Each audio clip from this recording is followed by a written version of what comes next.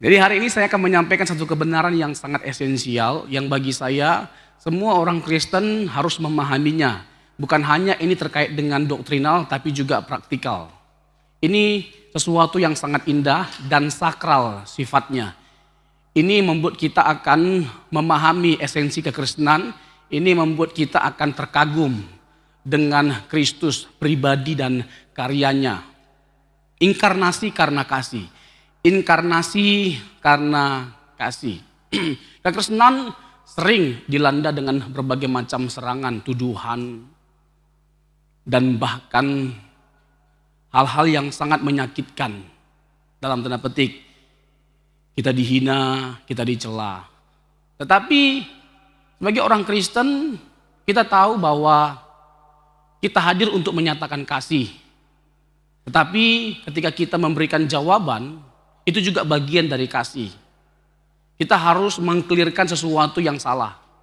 Kita harus mengkonfirmasi kebenaran itu sejelas-jelasnya, sebaik-baiknya. Kita harus menyatakan apa yang kita imani. Jadi iman kekristenan itu sebenarnya berbicara tentang apa? Jadi ketika kita dicela, dikatakan bahwa orang Kristen menyembah manusia, mempertuhankan manusia. Ini adalah satu tuduhan yang klasik. Kita tahu nggak ada habis-habisnya lah kekristenan itu dikritik. Kalau bulan Natal ya selalu aja ada gangguan, ada kelompok-kelompok tertentu yang buat masalah. 25 Desember bagi kita adalah hari kelahiran Yesus. Ada juga kelompok yang buat bahwa mengatakan bahwa tanggal 25 Desember adalah hari mualaf sedunia. Yang ada kita berdoa.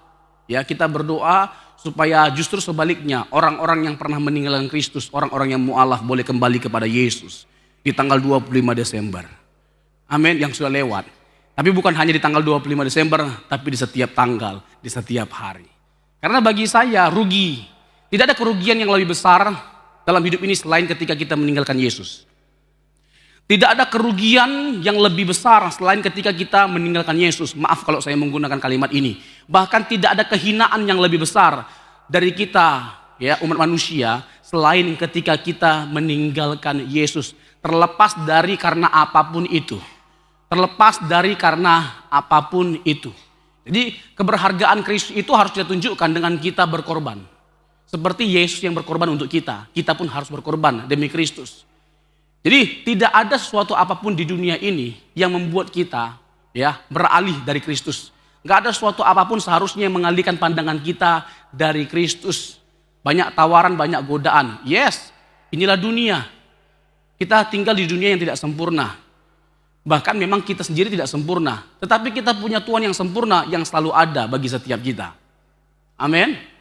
Itu yang paling penting yang harus kita yakini. Kita punya Tuhan yang mengasihi kita dan kasihnya itu sempurna.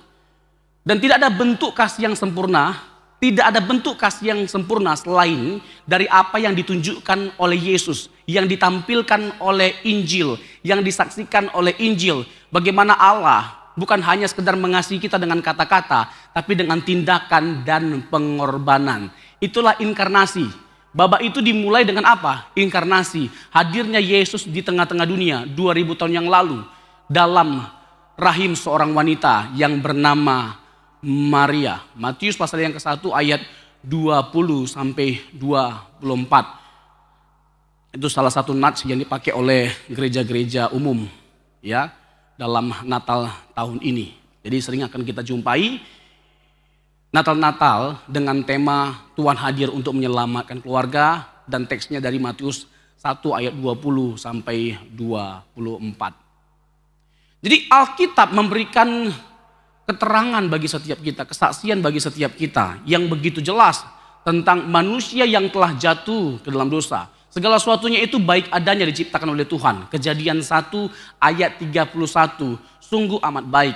Lalu alam ciptaan itu dirusak oleh apa? Oleh manusia yang tidak tunduk, oleh manusia yang memberontak. Manusia mengalami kejatuhan. Nah di sini yang menjadi ciri khas dari kekristenan.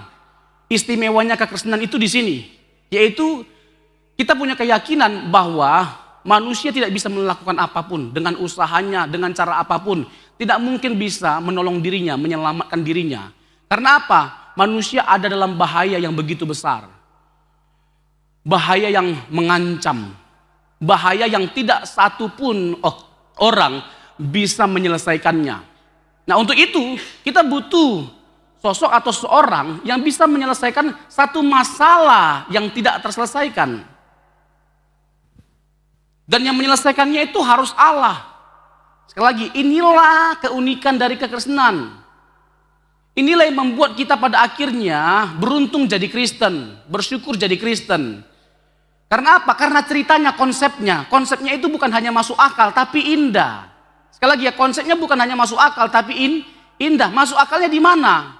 Iya, hanya Allah yang bisa menyelamatkan, itu masuk akal. Kalau manusia mencoba untuk menolong dirinya, menyelamatkan dirinya dengan usahanya, itu nggak masuk akal.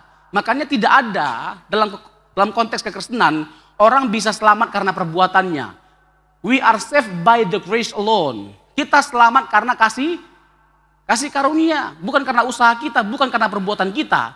Tapi perbuatan bukan jadi tidak penting. Seakan-akan, ya, ini ada miskonsepsi. Seakan-akan dianggap bahwa orang Kristen tidak butuh perbuatan baik. Oh, kita justru sebagai orang yang telah menerima kasih karunia, lebih dahsyat lagi, lebih hebat lagi perjuangannya untuk melakukan berbagai macam perbuatan baik. Amin. Tapi perbuatan baik kita itu nggak kita pandang sebagai syarat keselamatan, tapi bukti dari keselamatan. Amin. Jadi kita berbuat baik bukan untuk diselamatkan, tapi karena sudah diselamatkan. Sekali lagi ya, kita berbuat baik bukan untuk diselamatkan, tapi karena sudah diselamatkan. Jadi ada buah-buah dari keselamatan itu. Buah pertobatan, buah kesaksian penginjilan, di mana kita antusias radikal untuk menceritakan Yesus yang baik yang telah menyelamatkan kita, menyelamatkan keluarga kita, menyelamatkan orang-orang yang kita kasihi. Itu adalah buah-buah keselamatan yang harus kita kerjakan sebagai anak-anak Tuhan.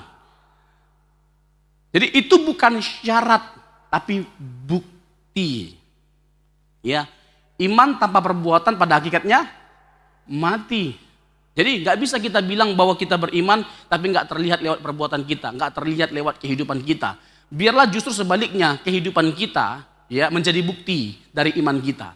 Biarlah orang melihat bahwa kita beriman lewat perbuatan kita, lewat kehidupan kita.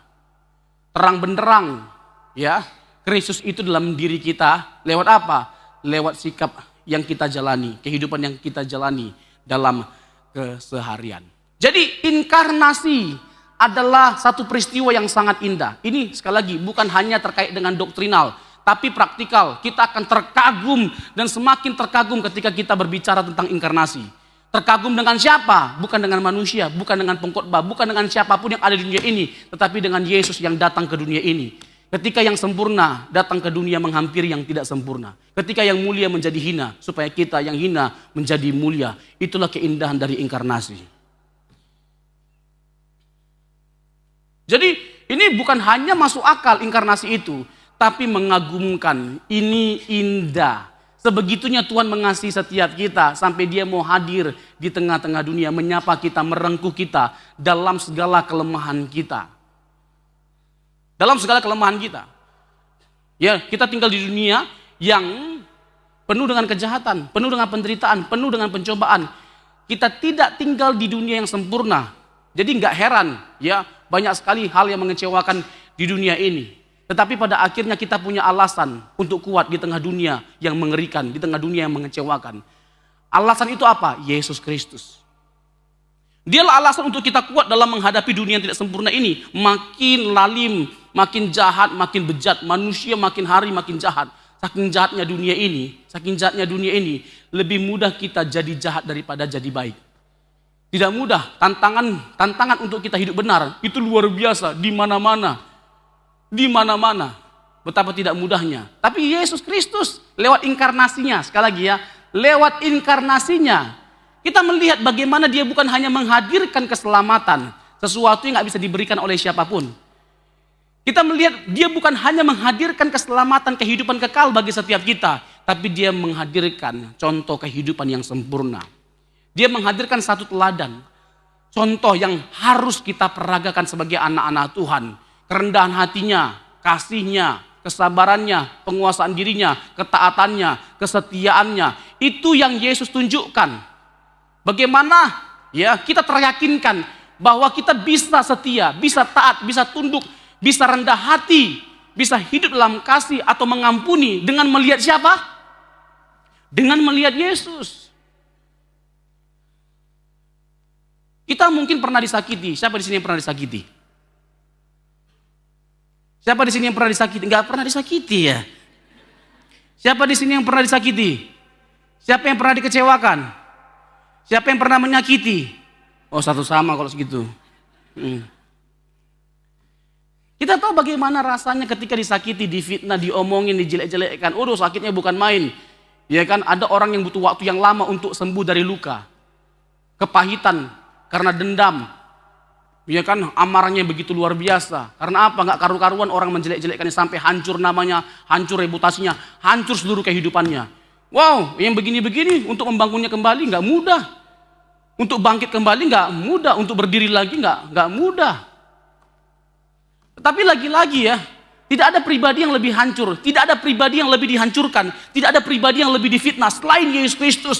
Tetapi kita bisa melihat kemenangan yang ada pada akhirnya atas semua kejadian itu. Dia menunjukkan dia berdiri sebagai pemenang di atas semua kejahatan manusia, di atas semua iri manusia, di atas semua kesombongan manusia, kejahatan manusia. Dia berdiri sebagai pemenang. Sebagaimana Yesus menang, kita pun harus menang. Amin. Bersama dengan Yesus yang menang. Amin. Jadi kekristenan itu adalah sebuah pertualangan dan peperangan atau pertarungan. Jadi jangan harapkan jadi Kristen hidup kita aman-aman aja. Kekristenan itu tentang pertarungan, peperangan. Seperti yang Yesus jalani. Selama hidup yang dia jalani, itu adalah sebuah peperangan untuk menaklukkan setan dan menundukkan diri kepada Allah dalam ketaatannya. Itu yang kita lakukan sebagai orang Kristen. Dan keindahan ini terwujud dalam apa? Inkarnasi Yesus Kristus. Allah yang menjelma menjadi manusia. Allah yang jadi manusia, bukan manusia jadi Allah. Yesus bukan manusia jadi Allah, tapi dia Allah yang menjadi manusia. Bisa enggak yang terbatas menjadi tak terbatas? Bisa enggak yang terbatas menjadi tak terbatas? Nggak bisa. Bisa enggak yang tak terbatas membatasi dirinya? Bisa. Dan itulah inkarnasi. Dia yang tak terbatas membatasi dirinya. Dalam konteks kemanusiaannya dia jadi terbatas. Natur kemanusiaannya adalah natur yang terbatas. Tapi dalam konteks kemanusiaannya tetap melekat keilahiannya. Itulah inkarnasi. Allah ya menjelma menjadi manusia, menambahkan natur pada dirinya. Sehingga Yesus itu adalah satu pribadi dengan dua natur, yang insani dan yang ilahi. Jadi ini adalah satu kebenaran yang harus dipahami oleh setiap orang Kristen. Supaya apa? Supaya bukan hanya sekedar kuat iman kita, tapi indah kehidupan kita. Amin. Karena inkarnasi Yesus seperti yang saya katakan di awal, ini bukan hanya soal doktrinal. Banyak orang memperdebatkannya, apalagi di dunia akademisi. Aduh, nggak karu-karuan, nggak pernah selesai. Dan memang nggak bisa diselesaikan dengan sempurna, karena kita manusia yang terbatas, nggak mungkin bisa memahami Allah dengan sempurna. Amin. Tetap aja, ya ada kekurangan atau kelemahan kita. Bahasa kita terbatas, pengetahuan kita terbatas, kita manusia terbatas. Tetapi yang nggak bisa disangkali adalah bahwa kehidupan kita bisa dipulihkan, kehidupan kita bisa diselamatkan oleh Yesus yang adalah Allah yang berinkarnasi menjadi manusia. Jadi kita sangat terkagum dengan Yesus. Kita terpesona dengan Yesus yang luar biasa cintanya bagi setiap kita. Kalau kita merayakan Natal, kita tidak sedang merayakan Santa Claus. Kita tidak sedang menyembah pohon Natal. Ya jadi kalau mereka mau bakar Santa Claus, pohon Natal ya silahkan. Karena bagi kita Natal adalah momen di mana kita mengingat kasih Tuhan. Merenungkan kasih Tuhan yang begitu luar biasa bagi setiap kita. Kita hina, kita bejat. Tapi mau loh dia datang untuk memulihkan, merangkul kita. Datang tinggal bersama dengan kita bahkan. Luar biasa, inilah Natal. Ini yang kita peringati, ini yang kita renungkan. Jadi kalau kita bicara tentang Natal, ini bukan pernak-pernik Natal. Jadi kalau kita bicara Natal, ini bukan soal kostum Natal. Tahun ini kostum apa ya kostum kita? Warna merah atau warna biru, warna pink sekalian. Hati-hati loh dengan semua kesibukan yang ada. Sampai gagal kita merenungkan, menghayati arti Natal, esensi Natal. Natal di mana kita merendahkan diri, menyambut Dia. Dan bagaimana kita membiarkan Yesus menghiasi kehidupan kita. Supaya tercapai apa yang menjadi tujuan Allah dalam kehidupan kita. Amin. Itulah Natal. Iya kan? Belum lagi nanti ada yang protes, mahal kali ya. Tetean sih tetean, tapi mahal kali bajunya itu. Masalah bendola nanti dipersoalkan, bunga-bunga di bajunya gak cantik. Gak usah lah pakai bunga-bunga. Ada aja yang dipersoalkan. Gara-gara itu nanti ujung-ujungnya berantem. Coba lah, Natal berantem, kan rusak jadi esensi Natal. Natal di mana harusnya kita berkasih-kasihan, berbelas kasihan, malah berantem-berantaman. Tapi kalau di THB nggak ada begitu-begitu, nggak ada. Di gereja, nggak ada yang ngaku.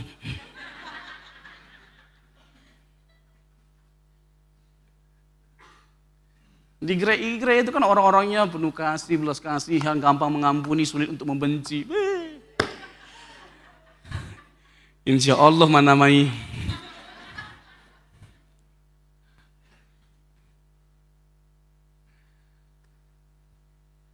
Jadi kehidupan yang indah itu kehidupan yang dijalani oleh Tuhan Yesus.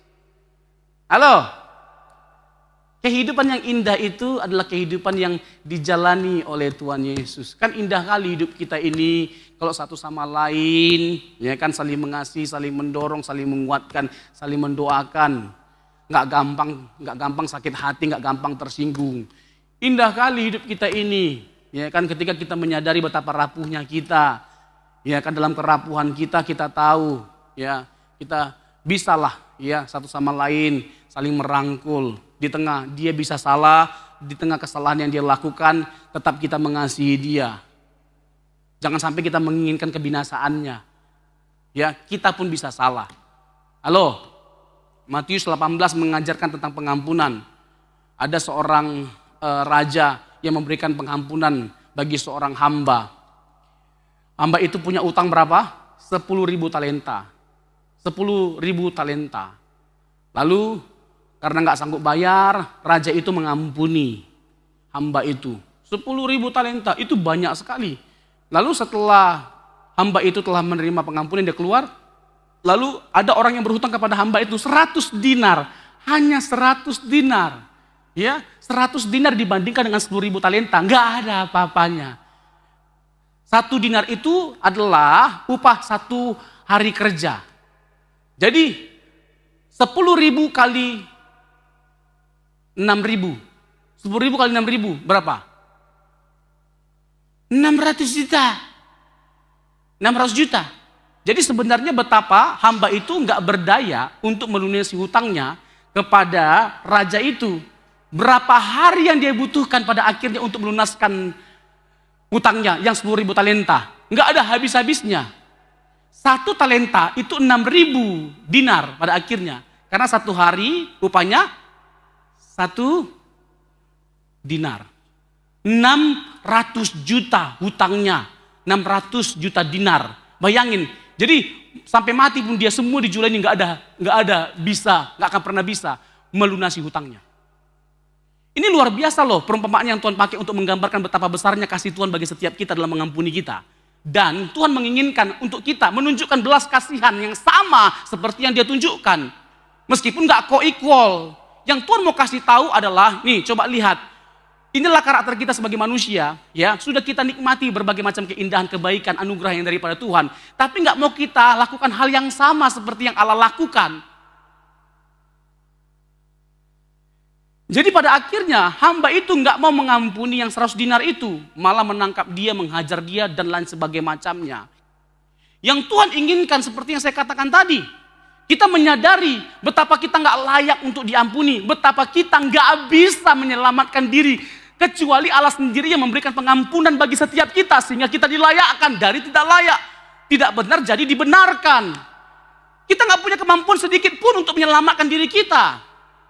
Kecuali oleh belas kasihan Tuhan. Jadi Tuhan mau menyadarkan setiap kita, mendorong setiap kita untuk mengampuni orang lain. Alasannya apa? Allah yang telah mengampuni setiap kita. Alasannya Allah yang telah mengampuni setiap kita.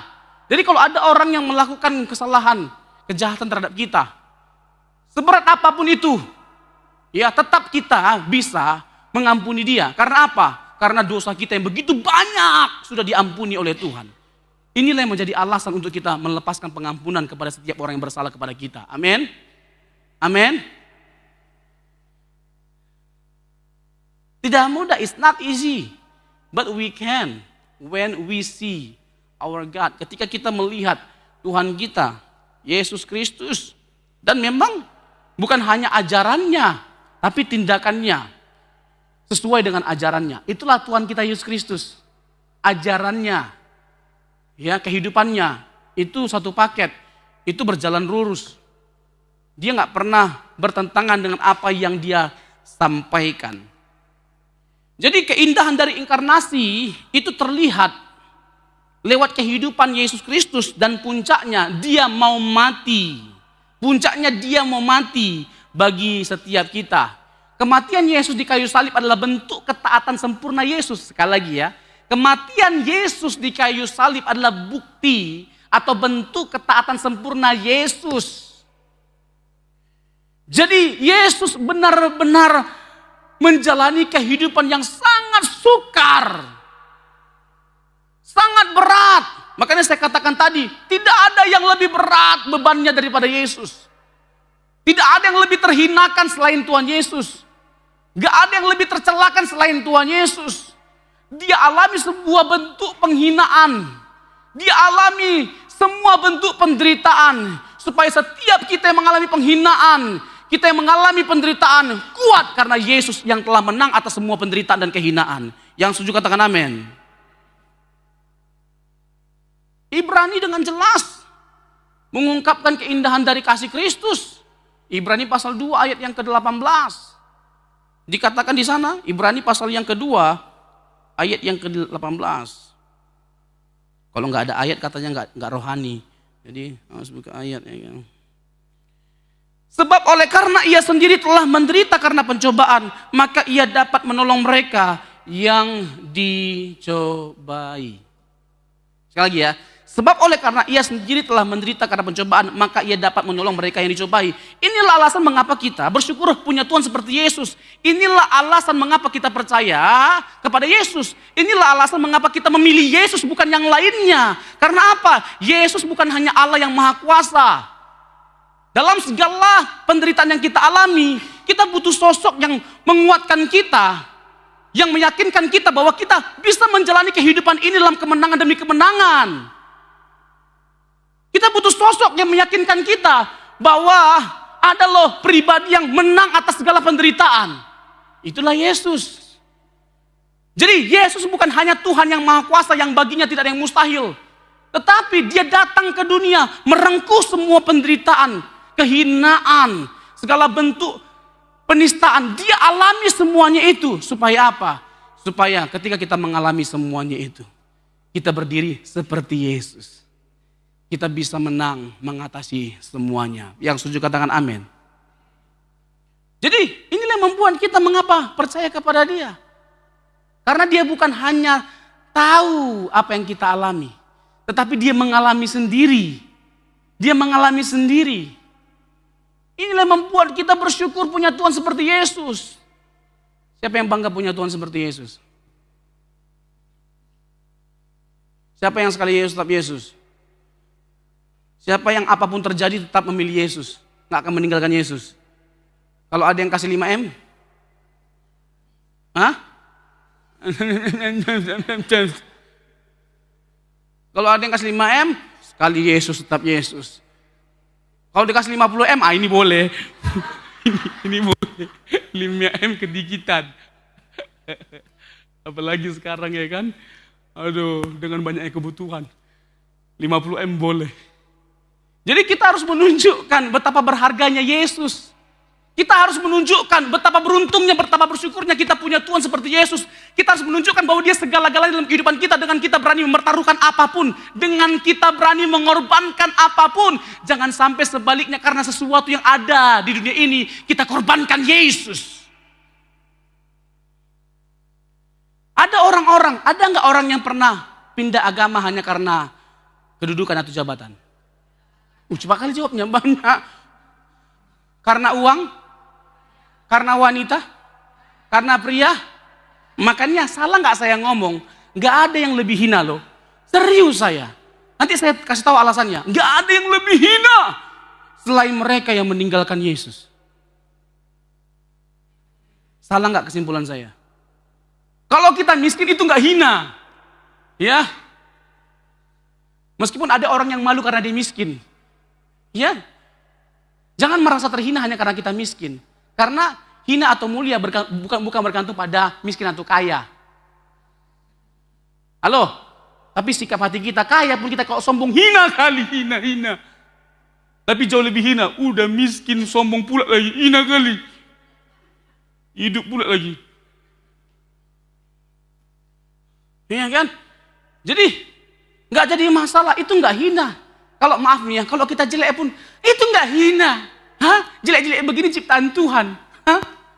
Kalau dia nyanyi fals suaranya, orang main kunci G, dia nyanyi kunci C, nggak masalah. Kayak orang Madura, misalnya kalau kita nyanyi, ya kan Malam Kudus, dia duluan selesai daripada kita nyanyi, nggak masalah. Malam Kudus, malam Kudus, nyi senyap, tang bintang, lap gelap, nggak masalah. Ini kan paskibraka kan, orang kiri kanan. Kalau dia beda, rigirinan kanan, belum kiri udah kanan ya. Belum kiri udah kanan. Aduh Tuhan. Aduh. Nggak jadi masalah, itu nggak hina. Kalau kita nggak dipandang, nggak jadi masalah. Emang siapa kita? Justru itu yang benar. Ketika kita sehebat apapun, kita memandang diri kita bukan siapa-siapa. Amin. Berikan tepuk tangan bagi Tuhan kita. Justru dengan kita, meskipun hebat, punya popularitas, punya uang, punya semuanya. Tetapi kita memandang diri kita bukan siapa-siapa tanpa Yesus. Sampai pada akhirnya kita menunjukkan bahwa kita berharga karena Yesus. Keberhargaan kita bergantung pada apa yang Yesus lakukan, bukan apa yang kita lakukan. Amin. Ada orang yang memandang dirinya makin berharga karena barang-barang branded yang dia pakai. Makin mahal barang yang dia pakai, makin dia memandang dirinya berharga. Pakai Louis Vuitton, Hermes. Ya kan? Kalau orang seperti ini ketika dia mandi gak berharga karena gak pakai apa-apa.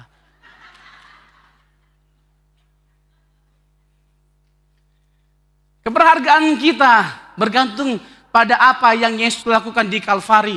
Kerapuhan, kayak kegagalan bahkan yang terlihat. Dan mereka bersorak-sorai seakan-akan mereka menghentikan Yesus dengan semua reputasinya. Mereka tidak menyadari justru keagungan kemuliaan Allah, keindahan Allah yang terbesar justru terpancar dari Yesus yang tersalib. Berikan tepuk tangan bagi Tuhan kita. Makanya keindahan kita sebagai orang Kristen bukan karena kita kaya, tapi karena kita menyangkal diri dan pikul salib. Itu adalah sebuah keindahan, itu panggilan yang mulia. Makanya Yesus berkata apa? Sangkal diri, pikul salib. Ingat, pikul salib bukan pikul rantang. Ya, pikul salib artinya kita akan menderita mengikut Yesus. Nggak gampang loh. Tuhan sudah kasih tahu kamu akan menderita karena namaku. Jadi kita harus tahu harganya. Ya, udah dikasih tahu gitu loh.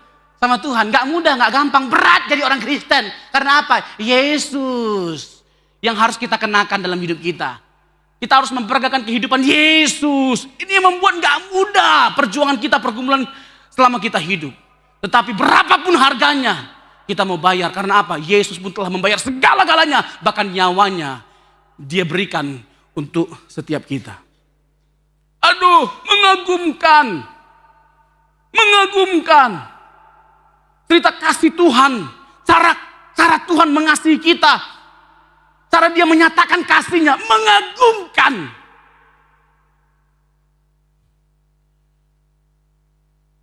Seharusnya dengan kita memahami inkarnasi Yesus, tak tergoncangkan iman kita. Karena apa? Dia bukan hanya berdaulat, dia bukan hanya maha kuasa, tetapi dia bisa menunjukkan kasihnya begitu luar biasa dalam kerapuhannya, dalam kelemahannya. Kalau karena kita hebat, kalau karena kita punya uang banyak, kita bisa melakukan apapun. Biasa, itu biasa. Tapi Yesus, dia gak menggunakan kuasa keilahiannya. Dia rapuh. Dan dia bahkan tunduk, setunduk-tunduknya terhadap Bapa. Terlihat tak berdaya. Luar biasa kemenangan diraih dengan cara seperti ini. Siapa orang yang sanggup meraih kemenangan dengan cara seperti ini? Makanya kita punya cara pandang yang berbeda dengan dunia ketika berbicara tentang apa? Kehormatan. Kehormatan itu adalah ketika kita tidak membiarkan orang menghina kita. Itu bukan kehormatan. Kalau kita punya kemampuan untuk membalas dendam, itu bukan kehormatan. Kehormatan itu kecuali ketika orang merendahkan kita. Tapi kita tidak bergeming. Kita diam. Dalam diamnya kita, itulah kekuatan kita. Amin.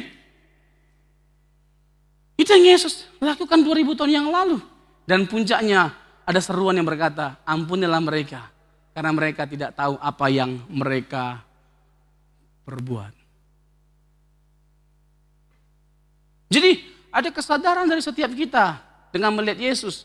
Ada kesadaran. Ya. Dan ada apa istilahnya ya? Ada kesadaran, terus ada kejujuran. Untuk melihat apa yang menjadi kekurangan kita, kelemahan kita. Kita renungkan, kita pikirkan, kita lihat diri kita. Lalu kita berdamai dengan diri kita. Sudah berapa lama kita dengan egonya kita? Udah berapa lama kita dengan menang-menangan? Ya, menang sendiri. Udah berapa lama kita dengan sikap memberontak kita? Mari kita lihat diri kita dengan semua kekurangan kita, kelemahan kita. Mari kita lihat keluarga kita.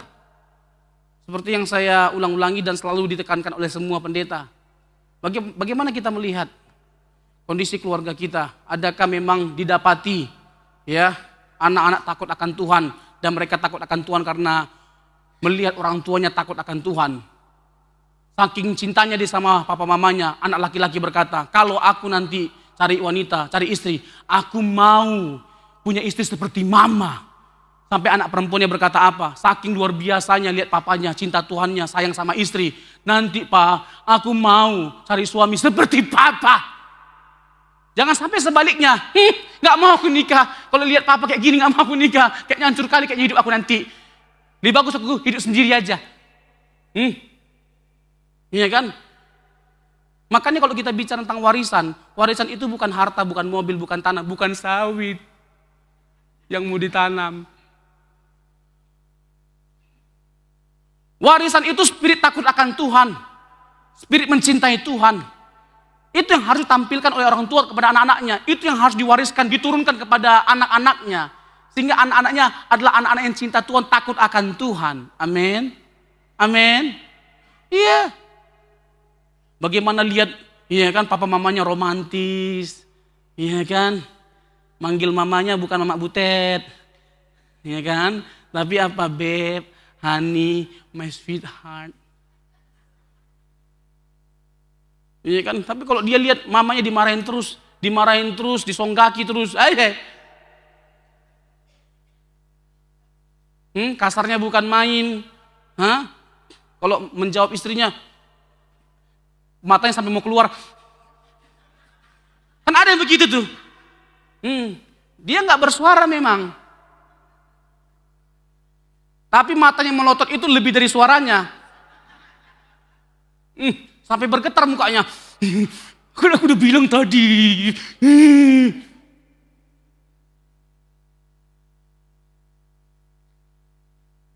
Itu juga harus diubah. Amin Pak. Amin Pak. Tapi lebih ngeri lagi ibu-ibu dalam diamnya. Susah ya kan. Kalau udah wanita dia kan nggak mau kalah. Selalu benar. Kalau salah kembali ke yang pertama. Selalu benar. Ya kan.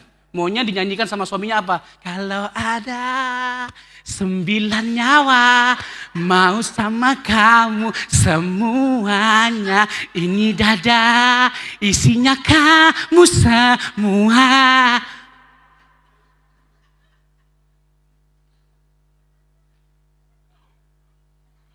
Aduh Tuhan.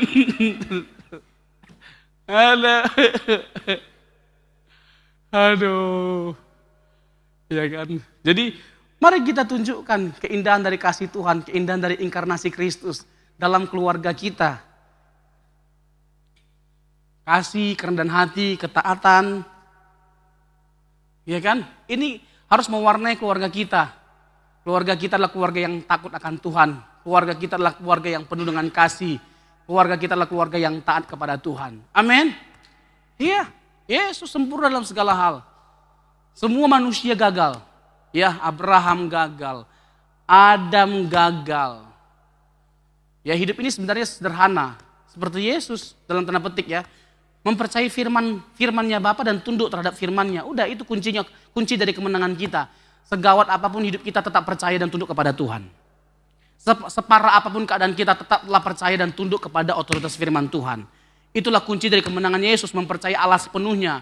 Meskipun dalam situasi di mana kita gak memungkinkan untuk tertolong, tapi kita mau tetap percaya kepada Tuhan.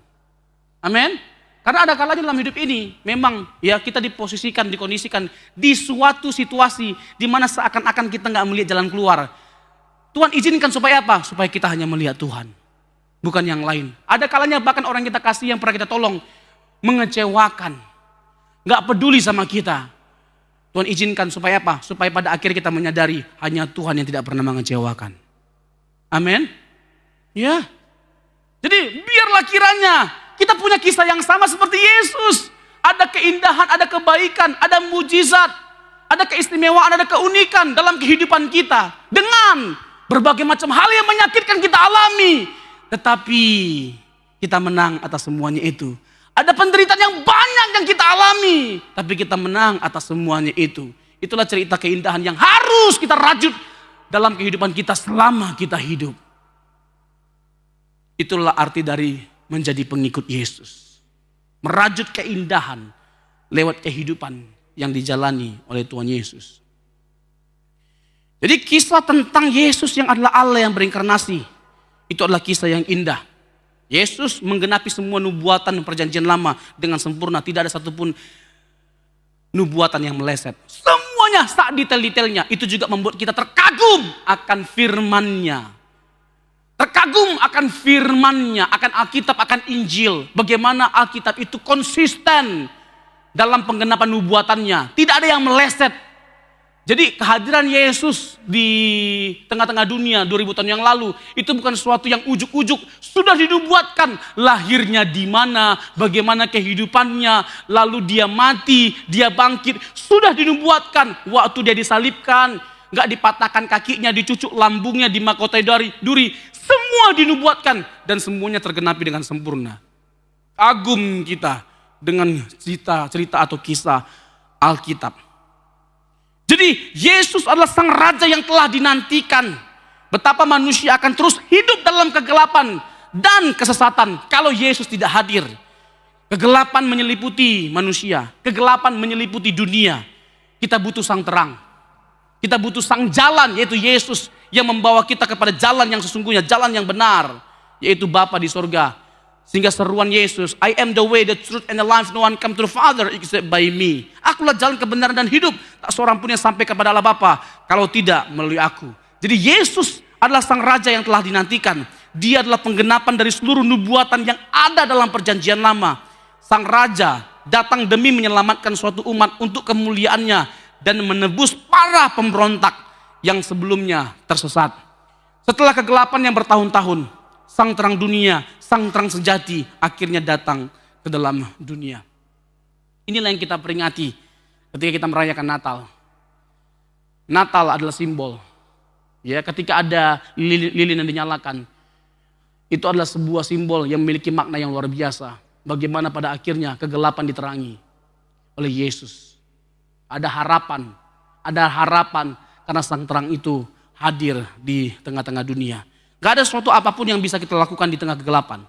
Tetapi tidak ada yang tidak bisa kita lakukan selama sang terang itu bersama dengan kita. Semuanya menjadi terang meskipun kita di tengah kegelapan. Karena Yesus itulah sumber terangnya. Sesudah suatu masa keheningan yang panjang, sang firman kekal yang bersama-sama dengan Allah dan yang adalah Allah menjadi manusia dan berdiam di antara kita untuk membuat Allah Bapa dikenal. Persis seperti yang Allah janjikan, raja ini memang keturunan Daud dan Abraham. Namun pada saat yang sama, raja ini juga adalah Allah dalam wujud manusia. Allah menyertai kita persis seperti yang dinubuatkan oleh para nabi. Jadi ini adalah satu kisah yang dicatat oleh Alkitab. Ini adalah kebenaran yang bersumber dari Alkitab. Anak Allah yang tidak terbatas menjadi seorang bayi. Anak Allah yang kekal menjadi seorang manusia. Raja ini kemudian disebut sebagai apa? Immanuel. Allah yang menyertai kita. Dialah yang menyelamatkan umat manusia dari dosa. Di dalam Yesus, sang firman kekal menjadi manusia. Tuhan sendiri datang untuk hadir bersama umatnya dan untuk menyelesaikan misi yang diberikan Bapanya. Yesus adalah anak yang dikasihi oleh Allah, pribadi yang kepadanya sang Bapa berkenan. Berkenan, jadi seluruh kehidupannya menunjukkan betapa dia hidup dalam perkenanan Bapa, betapa dia menunjukkan keberhargaan hidupnya kepada Bapa. Berbeda dengan Adam dan Israel, Yesus selalu hidup untuk menyenangkan dan menghormati Bapanya. Oleh karena itu, setelah menerima baptisan air, dipenuhi Roh Allah, anak Allah tersebut dibawa ke padang gurun untuk bertarung melawan setan, musuh utama dari Allah dan umatnya. Dan kita tahu bahwa Yesus mengalahkan semuanya, kuasa kegelapan, kuasa dosa, dan kuasa maut. Dia berdiri sebagai pemenang atas semua musuh-musuh itu. Tidak ada musuh yang tidak ditaklukkan. Tidak ada musuh yang ditaklukkan. Sehingga kita tidak perlu takut dengan semuanya itu. Karena apa? Yesus sudah menang atas semuanya itu. Amin. Ya. Jadi si iblis, ya ular tua itu sudah ditaklukkan. Dia berupaya untuk menghentikan Yesus, langkah Yesus dalam menggenapi rencana Allah. Dia berupaya untuk menggagalkan misi Allah melalui Yesus. Tetapi kita bisa melihat dalam kisah pencobaan Matius pasal yang keempat, Yesus menang. Dia gak tertarik dengan berbagai macam godaan itu. Karena apa? Yesus menunjukkan bahwa dari semua yang ada di dunia ini, tidak ada yang lebih berharga selain Bapa. Halo, ini yang harus kita tanamkan, tumbuh kembangkan dalam diri kita. Tidak mudah, ya, tapi kita harus bergumul setiap hari. Bagaimana kita memunculkan dalam diri kita betapa berharganya Yesus itu dalam hidup kita. Ketika kita makin memandang keberhargaan Kristus dalam hidup kita, makin kita memandang bahwa dunia tidak berharga. Dunia dengan segala isinya tidak berharga dibanding dengan keberhargaan Yesus Kristus. Tuhan Yesus memberkati.